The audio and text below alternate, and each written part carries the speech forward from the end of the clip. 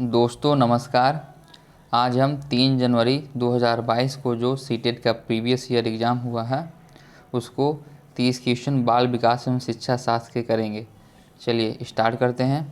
पहला क्वेश्चन है, समकालीन विचारधाराओं के अनुसार बाल विकास की प्रक्रिया डैश। ऑप्शन नंबर ए है आपको, सभी बच्चों के लिए एक समान है और सभी बच्चे एक निश्चित आयु तक आते आते विशिष्ट निर्धारित लक्ष्य अवश्य प्राप्त कर लेते हैं। नेक्स्ट ऑप्शन देखते हैं, बी नंबर, बहुआयामी है क्योंकि बच्चे विभिन्न प्रकार के संदर्भों में पलते बढ़ते हैं। ऑप्शन नंबर सी, का पूर्वानुमान बिल्कुल नहीं लगाया जा सकता यद्यपि विकास सभी के लिए एक दिशात्मक होता है। ऑप्शन नंबर डी, सिर्फ माता पिता से प्राप्त आनुवांशिक गुणों द्वारा ही निर्धारित होती है। तो इसका आंसर होगा बी, विकास बहुआयामी है क्योंकि बच्चे विभिन्न प्रकार के संदर्भों में पलते बढ़ते हैं। इसकी व्याख्या देखते हैं। समकालीन विचारधाराओं के अनुसार बाल विकास की प्रक्रिया बहुआयामी है क्योंकि बच्चे विभिन्न प्रकार के संदर्भों में पलते बढ़ते हैं। विकास बहुआयामी होता है अर्थात कुछ क्षेत्रों में यह बहुत तेज गति से वृद्धि को दर्शाता है तथा कुछ क्षेत्र में धीमी गति से वृद्धि को दर्शाता है। क्वेश्चन नंबर 2 देखते हैं। विकास का सिद्धांत बताता है कि गामक कौशलों का विकास शरीर के मध्य से आरंभ होकर शरीर के सिरों की ओर बढ़ता है। ऑप्शन नंबर ए, घुमावदार, बी विशिष्टता, सी अधोगामी, सी शीर्षगामी। इसका ऑप्शन नंबर सी सही होगा, अधोगामी यानी प्रॉक्सिमोडिस्टल। इसकी व्याख्या देंगे। अधोगामी सिद्धांत बताता है कि विकास गामक कौशलों का विकास शरीर के मध्य से आरंभ होकर शरीर के सिरों की ओर बढ़ता है और अधोगामी समीपता की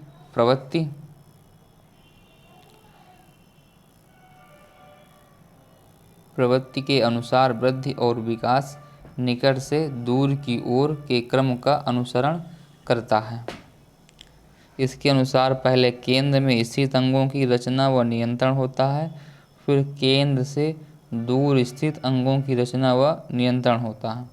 यही कारण है कि बालक पहले हाथ व पैर की मांसपेशियों पर नियंत्रण करना सीखता है तथा बाद में अंगुलियों के संचालन में निपुण होता है। नेक्स्ट क्वेश्चन देखेंगे। क्वेश्चन नंबर 3 है, विकास की किस अवस्था में बच्चे कल्पनाशीलता वाले खेल में सक्रिय रूप से भाग लेते हैं। At which stage of development do children actively engage in make believe play. इनके आपके ऑप्शन है। ऑप्शन नंबर ए, शैशवावस्था, ऑप्शन नंबर बी, प्रारंभिक बाल्यावस्था जिसे अर्ली चाइल्डहुड बोलेंगे, option number C, middle childhood जिसको मध्य बाल्यावस्था बोलेंगे, ऑप्शन नंबर डी जिसको किशोरावस्था। तो इसका ऑप्शन नंबर बी सही होगा, यानी प्रारंभिक बाल्यावस्था में बच्चे कल्पनाशीलता वाले खेल में सक्रिय रूप से भाग लेते हैं। क्वेश्चन नंबर 4 देखते हैं। निम्न में से कौन सी बच्चों के सामाजिकरण के द्वितीयक संस्थाएं हैं। इस संस्थाओं से क्वेश्चन बहुत पूछे जाते हैं।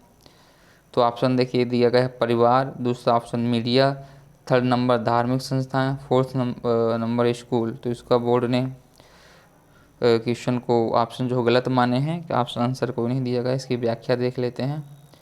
सामाजिकरण वह प्रक्रिया है जिसके माध्यम से मानव शिशु समाज के सक्रिय सदस्य के रूप में निष्पादन करने के लिए आवश्यक कौशलों का अर्जन करने के लिए प्रारंभ करता है। सामाजिकरण के 2 संस्थाएं, एक तो प्राथमिक संस्थाएं, दूसरा द्वितीयक संस्थाएं। परिवार के निकटतम सदस्य, पास पड़ोस, सहचर समूह आदि प्राथमिक संस्थाएं हैं, जबकि मीडिया धार्मिक संस्थाएं और विद्यालय बच्चों के समाजीकरण की द्वितीयक संस्थाएं हैं। ये सभी मिलकर बालक ने सामाजिक विकास में महत्वपूर्ण भूमिका निभाते हैं। नोट, आयोग ने इसका उत्तर किसी को नहीं माना है, लेकिन आयोग ने इस प्रश्न पर सभी प्रतियोगियों को समान अंक दिए हैं। क्वेश्चन नंबर 5 देखेंगे। रुचि को 3 पेंसिलें दिखाई जाती हैं। वह देखती है कि पेंसिल खा से बड़ी है और पेंसिल गा से बड़ी है।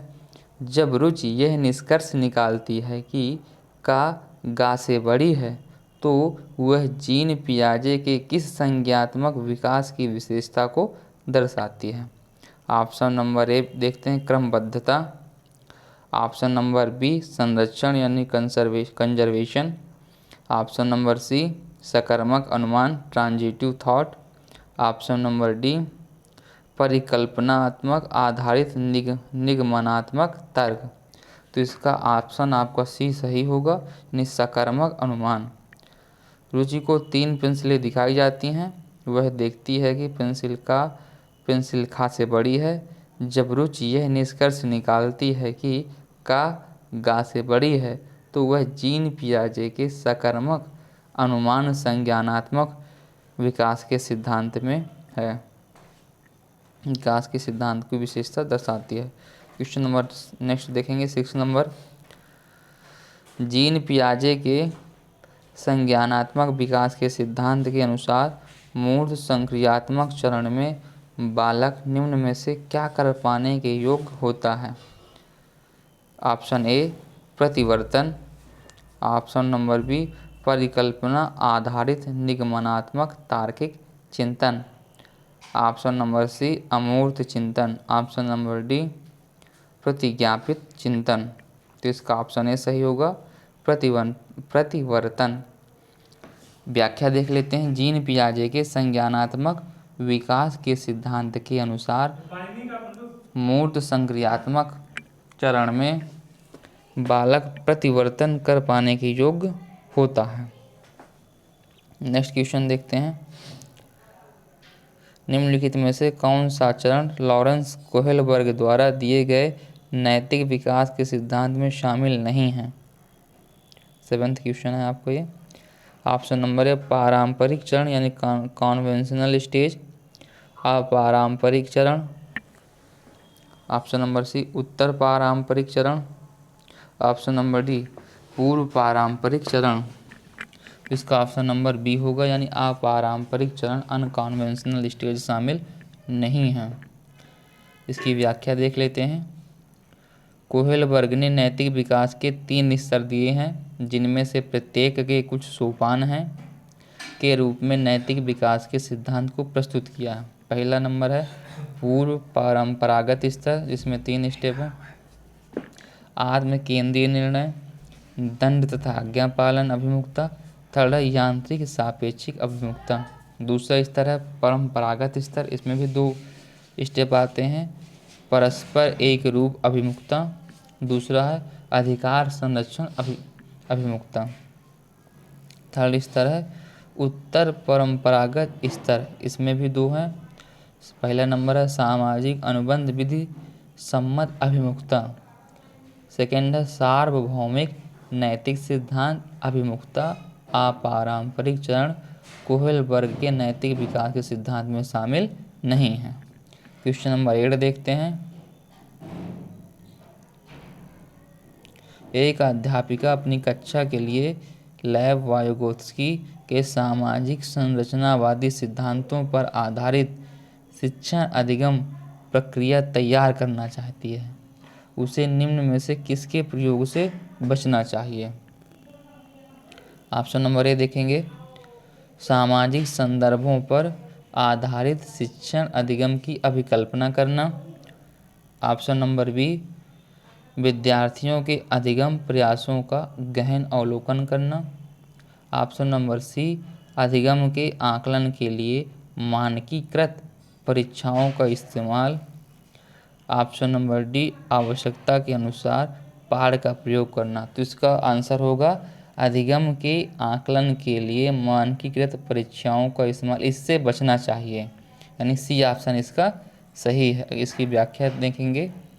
एक अध्यापिका अपनी कक्षा के लिए लेव वाइगोत्स्की के सामाजिक संरचनावादी सिद्धांतों पर आधारित शिक्षण अधिगम प्रक्रिया तैयार करना चाहती है तो उसे अधिगम के आकलन के लिए मानकीकृत परीक्षाओं का इस्तेमाल के प्रयोग से बचना चाहिए, क्योंकि जब हम बालकों के बीच परीक्षाओं का आयोजन करेंगे तो उससे बालकों को लगने लगेगा कि उनकी योग्यताओं को जांचा जा रहा है, इसलिए वे चाहते हुए भी कार्य नहीं कर पाएंगे। नेक्स्ट क्वेश्चन देखते हैं, क्वेश्चन नंबर 9। लेव वाइगोत्स्की ने अपनी सामाजिक संरचनावाद सिद्धांत में निम्न में से किसे विद्यार्थियों में अधिगम को सुसाध्य करने हेतु उपयुक्त बताया है? पहला नंबर पीयर कोलैबोरेशन यानी सहकर्मी सहयोगिता। बी नंबर सांस्कृतिक उपकरणों का हस्तक्षेप। C number focus on rote memorisation यानी रट कर याद करने पर बल। ऑप्शन नंबर डी है गैर संदर्भित पाठ्यक्रम। तो इसका ऑप्शन नंबर ए सही होगा। सहकर्मी सहयोगिता को उन्होंने बताया कि पीयर कोलैबोरेशन के तहत आपको पढ़ाई करनी चाहिए। इसकी व्याख्या देखते हैं। वाइगोत्स्की ने अपने सामाजिक संरचनावादी सिद्धांत में सहकर्मी सहयोगिता विद्यार्थियों में अधिगम को सुसाध्य करने हेतु उपयुक्त बताया है, क्योंकि सहयोगात्मक अधिगम सहकर्मी या बड़े समूहों में हो सकता है। पीयर कोऑपरेटिव या पीयर इंस्ट्रक्शन एक प्रकार का सहयोगी शिक्षा है, जिसमें छात्रों को जोड़े या छोटे समूहों में अवधारणाओं पर चर्चा करने या समस्याओं का समाधान खोजने के लिए शामिल किया जाता है। क्वेश्चन नंबर 10 देखते हैं। किसी प्रतिवादी कक्षा के बारे में एक अध्यापिका का क्या विश्वास होना चाहिए? क्वेश्चन नंबर फिर से एक बार रिपीट कर लेते हैं। किसी प्रतिवादी कक्षा के बारे में एक अध्यापिका का क्या विश्वास होना चाहिए? ऑप्शन नंबर ए कक्षा हमेशा कठोर नियंत्रण में रहे और सिर्फ अध्यापक को निर्देश देना चाहिए तो कतई नहीं हो सकता। ऑप्शन नंबर बी देखते हैं, अधिगम केवल कक्षा में ही होता है। सी नंबर देखते हैं, कक्षा में विद्यार्थी अपने साथ विविध प्रकार के समृद्ध अनुभव लाते हैं। ये ठीक दिख रहा है। ऑप्शन नंबर डी देखते हैं, विद्यार्थी केवल ड्रिल और अभ्यास के माध्यम से ही सबसे अधिक सार्थकता से सीखते हैं। तो इसका ऑप्शन नंबर ओनली सी सही होगा। कक्षा में विद्यार्थी अपने साथ विविध प्रकार के समृद्ध अनुभव लाते हैं। नेक्स्ट क्वेश्चन देखते हैं, 11वां नंबर। किसी विचारक ने इस बात को नकारा है कि बुद्धि एकल इकाई है और कई पृथक स्वतंत्र बुद्धियों का सिद्धांत प्रतिपादित किया है। तो ऑप्शन नंबर ए जीन पियाजे, option number B Howard Gardner, option number C Lev Vygotsky, option number D Lawrence Kohlberg. तो इसका आंसर होगा हार्वर्ड गार्डनर, क्योंकि हार्वर्ड गार्डनर ने ही बहुबुद्धि का सिद्धांत दिया है। नेक्स्ट क्वेश्चन देखते हैं। चलिए इसकी व्याख्या भी थोड़ी सी देख लेते हैं। हार्वर्ड गार्डनर ने इस बात को नकारा है कि बुद्धि एकल इकाई है और कई पृथक स्वतंत्र बुद्धियों का सिद्धांत प्रतिपादित किया है। बहुविमात्मक प्रज्ञा या बहुबुद्धि का सिद्धांत हार्वर्ड गार्डनर द्वारा सन 1983 में प्रतिपादित किया गया था। गार्डनर के अनुसार बहुबुद्धि का स्वरूप एकांकी न होकर बहुप्रकारीय होता है। इन्होंने 8 प्रकार की बुद्धि बताई हैं जो निम्न हुआ था। पहला ये नंबर है वैयक्तिक बुद्धि, इसको पर बुद्धि, वैयक्तिक स्वबुद्धि, संगीत बुद्धि, शरीरगत की बुद्धि, स्थानिकी बुद्धि, तार्किक गणितीय बुद्धि, भाषाई बुद्धि और प्राकृतिक बुद्धि। क्वेश्चन नंबर 12 की ओर देखते हैं। खिलौने के रूप में गुड़िया मिलने पर रोहन की प्रतिक्रिया थी, मुझे यह खिलौना पसंद नहीं है क्योंकि लड़के गुड़िया से नहीं खेलते हैं। यह किसका उदाहरण है? पहला नंबर जेंडर प्रासंगिकता यानी gender relevance, B number gender भेदभाव, सी नंबर जेंडर रूढ़िवादिता, डी नंबर जेंडर स्थिरता। तो इसका आंसर होगा जेंडर रूढ़िवादिता यानी जेंडर स्टीरियोटाइप, इसका आंसर हो जाएगा। नेक्स्ट क्वेश्चन देखते हैं 3 नंबर। एक शिक्षक 1 महीने की अवधि के अंतराल में विद्यार्थियों को निबंध लेखन के लिए कई ड्राफ्ट लिखने के लिए सहयोग देता है। यदि यह शिक्षक प्रत्येक विद्यार्थी के सभी ड्राफ्ट को ध्यान में रखता है और उन सभी ड्राफ्ट पर काम करने की प्रक्रिया को भी मान्यता देता है, तो इस प्रकार के मूल्यांकन को क्या कहेंगे? ऑप्शन देख लेते हैं। ए नंबर सम्मेटिव यानी योगात्मक मूल्यांकन, बी नंबर मानक संदर्भित, ऑप्शन सी रचनात्मक, ऑप्शन डी मानकीकृत। तो इसका सही होगा फॉर्मेटिव यानी रचनात्मक। नेक्स्ट क्वेश्चन देखते हैं 14th नंबर। एक बहुभाषाई कक्षा में शिक्षक को डैश, ऑप्शन नंबर ए वार्तालाप के लिए मातृभाषा के उपयोग को निरुत्साहित करना चाहिए, ऑप्शन नंबर बी ज़्यादातर विद्यार्थियों द्वारा बोली जा रही प्रमुख भाषा को ही स्वीकार करना चाहिए, ऑप्शन नंबर सी भाषाओं की विविधता के बारे में जागरूकता लानी चाहिए और विद्यार्थियों को पसंद अनुसार भाषा के इस्तेमाल की अनुमति देनी चाहिए, ऑप्शन नंबर डी एक लक्ष्यांक भाषा जैसे कि अंग्रेजी को छोड़कर अन्य भाषाओं के उपयोग की उपेक्षा करनी चाहिए। इसका ओनली ऑप्शन नंबर सी सही है। कौन सा? भाषाओं की विविधता के बारे में जागरूकता लानी चाहिए और विद्यार्थियों को पसंद अनुसार भाषा के इस्तेमाल की अनुमति देनी चाहिए, क्योंकि भाषाई जो विविधता है ये संसाधन के रूप में कार्य करती है, ना कि बाधा के रूप में। ये हमेशा आप याद रखिएगा। जबकि भाषा विविधता के बारे में बात है तो ये संसाधन है, रिसोर्स का काम करेगी, बाधक का काम नहीं करेगी। क्वेश्चन नंबर 15 देखेंगे।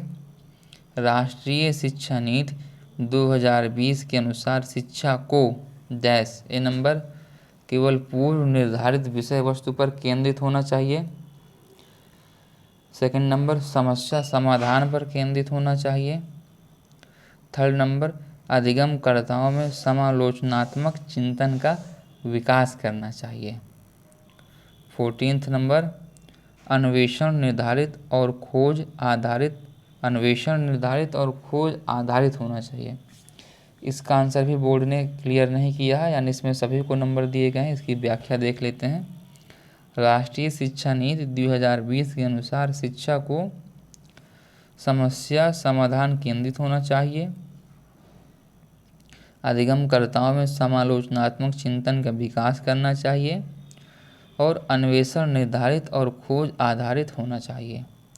राष्ट्रीय शिक्षा नीति 2020 केवल पूर्व निर्धारित विषय वस्तु पर केंद्रित होना चाहिए, यह कथन नहीं मानता है। ठीक, नेक्स्ट क्वेश्चन देखते हैं 16 नंबर।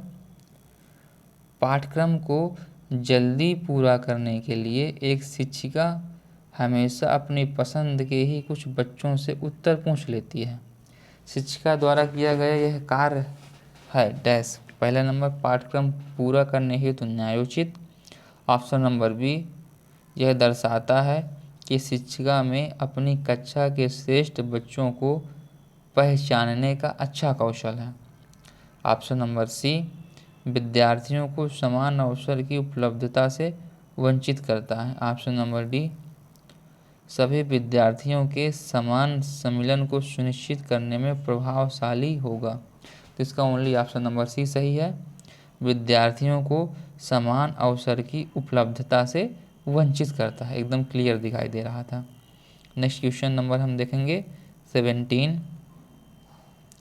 गुणज वैकल्य से जूझते छात्र के समावेशन हेतु निम्न में से क्या महत्वपूर्ण हैं?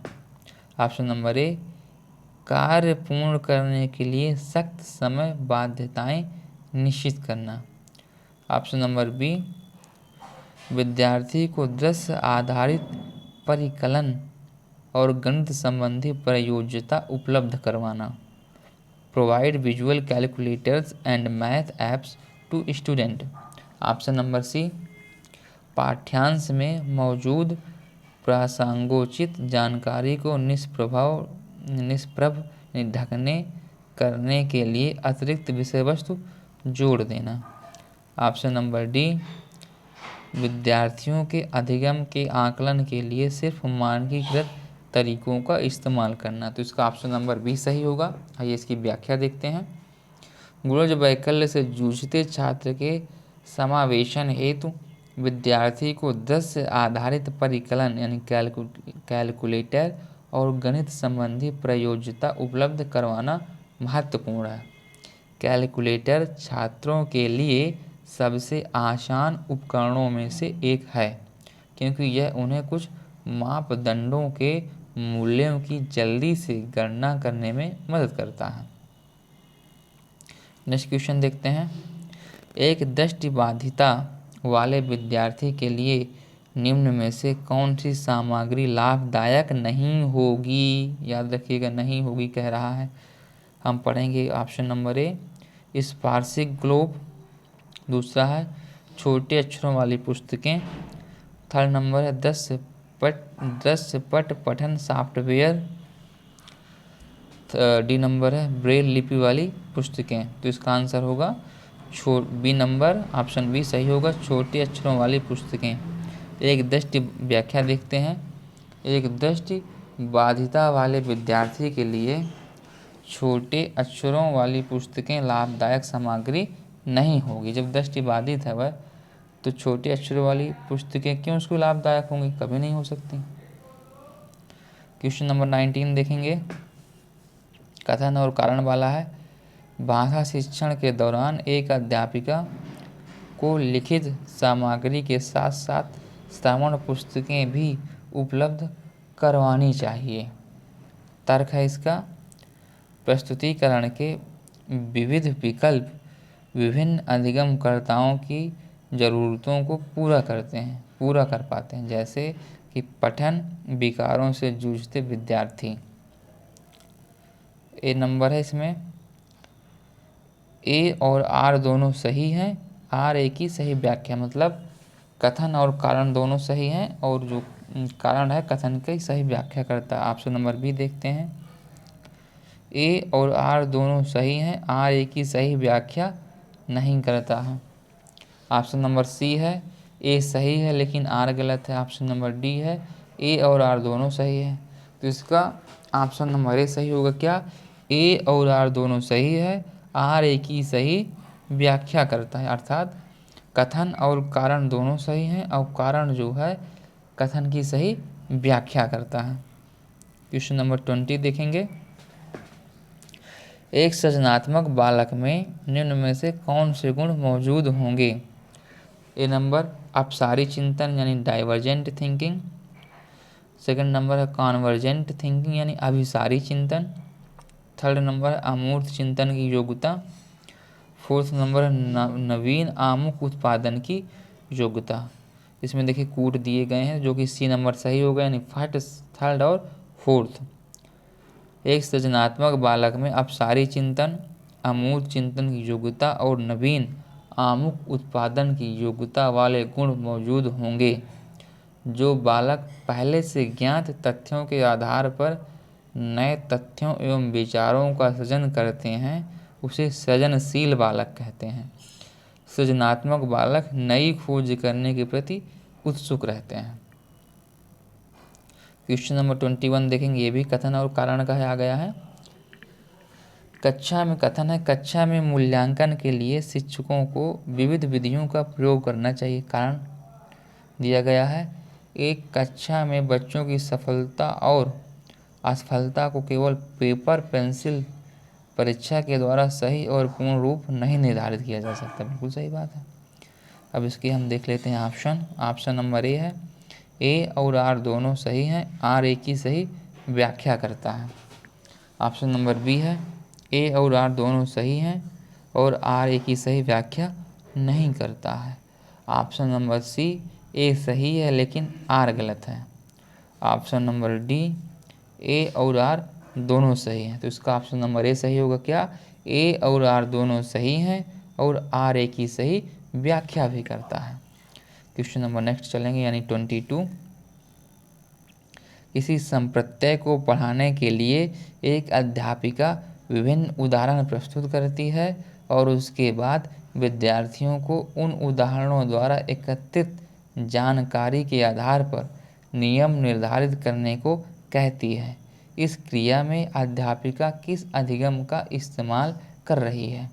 ऑप्शन नंबर ए निगमनात्मक अधिगम, आगमनात्मक, ऑप्शन नंबर सी अनुकरणात्मक, ऑप्शन नंबर डी प्रतिस्पर्धात्मक। तो इसका ऑप्शन बी सही होगा, आगमनात्मक। आगमनात्मक यानी कि इंडक्टिव मेथड। क्वेश्चन नंबर 23 करेंगे। प्लीज़ हमारे चैनल को लाइक भी करें, शेयर भी करें, सब्सक्राइब भी करें। हम डेली आपको यूथ कंपटीशन की जो व्याख्या सहित दी गई है प्राथमिक स्तर की, उसकी प्रैक्टिस सेट लेकर आएंगे। तो आप प्लीज़ हमारे चैनल को लाइक, शेयर और सब्सक्राइब करें। क्वेश्चन नंबर 23 देखते हैं। कक्षा नियमन में विद्यार्थियों की सहकारिता हेतु एक अध्यापक को क्या करना चाहिए? ऑप्शन नंबर ए है स्वयं ही कठोर और अटल नियमों का निर्धारण। ऑप्शन नंबर बी विद्यार्थियों के दुर्व्यवहार के बारे में अभिभावकों से बार बार शिकायत। ऑप्शन नंबर सी मापदंडों का पालन न करने पर विद्यार्थियों की भर्त्सना करना। ऑप्शन नंबर डी मापदंडों और नियमों को स्थापित करते समय विद्यार्थियों की सहभागिता। यही सही है, ऑप्शन नंबर डी सही होगा। मापदंडों और नियमों को स्थापित करते समय विद्यार्थियों की सहभागिता होनी चाहिए, तभी वो कक्षा सही से चलेगी। क्वेश्चन नंबर 24 देखते हैं। वह विकल्प चुनिए जो उन संदर्भों का सही चुनाव करता है जिनमें बच्चों के लिए अधिगम हो पाता है। ऑप्शन नंबर ए खेलकूद, फिर सेकेंड है पॉइंट है आपका घर, थर्ड है आपका कक्षा कच्छ। कूट में दिए गए हैं तो ए में शामिल है 1 और 2, बी में 2 और 3, सी में 1 2 3, यानी ये तीनों सही हैं। ऑप्शन नंबर सी सही होगा। खेलकूद, घर और कक्षा कच्छ उन संदर्भों का सही चुनाव करता है जिनमें बच्चों के लिए अधिगम हो पाता है। बच्चे खेल कूद के माध्यम से भी बहुत कुछ सीखते हैं। बच्चों को पढ़ाने के लिए कई तरह के खिलौने आते हैं, उनका प्रयोग भी बहुत फ़ायदेमंद होता है। इससे बालक खेल खेल में ही काफ़ी कुछ सीख जाते हैं। 25 क्वेश्चन नंबर देखेंगे। निम्नलिखित में से कौन सी तकनीक छात्रों में समस्या समाधान कौशलों के विकास हेतु प्रभावशाली नहीं है? ऑप्शन नंबर ए मुद्दों पर चर्चा को सुसाध्य करना और छात्रों को चर्चा में भाग लेने के लिए प्रोत्साहित करना। ये तो तकनीक सही है। ऑप्शन नंबर बी देखते हैं। समस्या को हल करने के लिए छात्रों को विचार मंथन एवं विचार उत्पन्न करने के लिए प्रोत्साहित करना। ये भी सही है। ऑप्शन नंबर सी देखते हैं। समस्या का समाधान खोजने के लिए छात्रों को विविध प्रकार की शिक्षण सामग्री प्रदान करना। ऑप्शन नंबर डी देखते हैं। हर समस्या के लिए एक ही जैसी पूर्व निर्धारित चरण दर चरण प्रक्रिया के इस्तेमाल पर बल देना। ये गलत होगा, option number D. Option number D इसका गलत है, यानी यही ऑप्शन सही, क्योंकि गलत ही पूछ रहा था ना वो। इसकी व्याख्या देखते हैं। हर समय के लिए एक जैसी पूर्व निर्धारित चरण दर चरण प्रक्रिया के इस्तेमाल पर बल देना। यह तकनीक छात्रों में समस्या समाधान कौशलों के विकास हेतु प्रभावशाली नहीं है, क्योंकि सारे समस्याओं के लिए हम एक जैसी ही रणनीतियों का उपयोग नहीं कर सकते हैं, क्योंकि जब समस्याएं अलग अलग होंगी तो उसका निवारण भी अलग अलग तरीके से होगा। बिल्कुल क्लियर और स्पष्ट है। क्वेश्चन नंबर 26 देखते हैं। निम्न में से कौन सा एक संरचनावादी कक्षा का अभिलक्षण है? ऑप्शन देखेंगे। ए नंबर अधिगम प्रक्रिया में अधिगमकर्ता निष्क्रिय होते हैं। ऑप्शन नंबर बी पाठ्य पुस्तक को यंत्रवत याद करने पर अत्यधिक महत्व दिया जाता है। ऑप्शन नंबर सी कक्षा में बच्चों को प्रश्न पूछने के लिए प्रोत्साहित नहीं किया जाता है। ऑप्शन नंबर डी कक्षा कक्ष में बच्चों के पिछले अनुभवों का उपयोग नए ज्ञान की रचना के लिए किया जाता है, यानी ऑप्शन नंबर डी सही है। एक संरचनात्मक कक्षा में यही गुण होना चाहिए। क्वेश्चन नंबर 27 देखते हैं। निम्न में से कौन सी विचारधारा बच्चों के अधिगम में अवरोधक है? ऑप्शन नंबर ए, त्रुटियां अधिगम की प्रक्रिया का ही एक हिस्सा है। ऑप्शन नंबर बी, अधिगमकर्ताओं के लिए त्रुटियां करना एक लज्जाजनक कार्य है। ऑप्शन नंबर सी, त्रुटियां अधिगमकर्ताओं की संकल्पनात्मक समझ में अंतरालों की जानकारी देती है। ऑप्शन नंबर डी, अधिगमकर्ताओं को डांट के भय के बिना त्रुटियां करने के लिए मौका मिलना चाहिए। ऑप्शन नंबर इसका बी सही होगा, क्योंकि वो गलत पूछ रहा है ना। अधिगमकर्ताओं के लिए त्रुटियां करना एक लज्जाजनक कार्य है। यह विचारधारा बच्चों के अधिगम में अवरोधक है, क्योंकि त्रुटियां गलतियां अधिगम का ही एक भाग है। नेक्स्ट क्वेश्चन देखेंगे 28 नंबर, निम्न में से कौन सा बाह्य अभिप्रेरण का एक उदाहरण है। ऑप्शन नंबर ए, अपने अधिगम को दृढ़ करने के लिए शोध करते समय अमन विभिन्न स्रोतों की सहायता लेता है। बी नंबर है, नगद इनाम पाने हेतु रेयान एक परियोजना के लिए विभिन्न स्रोतों से खोज करता है। ऑप्शन नंबर सी देखते हैं, सितारा अपने स्व संतोषण के लिए अपने से बड़ों से नियमित तौर पर प्रतिपुष्टि लेती है। ऑप्शन नंबर डी देखते हैं, अपनी व्यक्तिगत अभिरुचि एवं अपनी क्षमताओं को बढ़ाने के लिए कुलमित क्रियाकलाप का नियमित रूप से अभ्यास करता है। इसका बी नंबर सही होगा, यानी नगद इनाम पाने हेतु रेयान एक परियोजना के लिए भिन्न स्रोतों से खोज करता है। यह बाह्य अभिप्रेरणा का एक उदाहरण है।